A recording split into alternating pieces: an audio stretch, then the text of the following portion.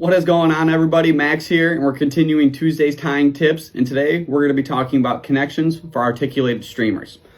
So I have three things that we'll use for connecting our articulated streamers, and we're going to start out with one, which is going to be braid. Now I typically try to shy away from braid because braid will loosen over time, which in turn will mean our flies will foul more often while casting, which means we're not fishing when our flies are fouled. So I typically try to avoid braid for my connections. The second is going to be wire.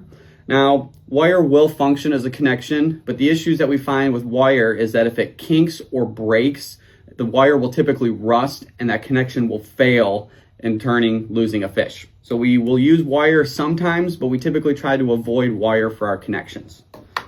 Now last, and our number one connection that we're always going to use is going to be monofilament. Monofilament is extremely durable and will not loosen or wear out over time for our connections. Now when connecting our streamers together, we're going to be using a plastic bead for our connection. Now we have a 6mm bead here, and we also have the new MFC teardrop streamer beads, and I really love using these things. So to connect our streamers, we are going to tie our braid or our mono in on the side of our streamer. We are going to slide our bead down the mono. We're going to attach our first section to our streamer here, and we're going to thread the mono back through the bead here.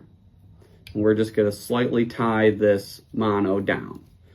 Now I'm always looking to have a teardrop shape for our connection here, but I want to kind of play with the distance in between it. Now I don't want this connection to be very spaced out, which will foul our fly, but I don't want it too tight that we can't achieve our articulation.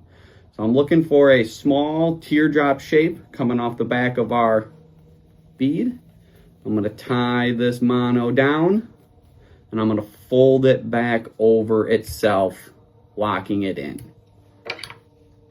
Trim our tag ends, and that's going to create a nice articulation for our streamer, which in turn will get you guys more bites.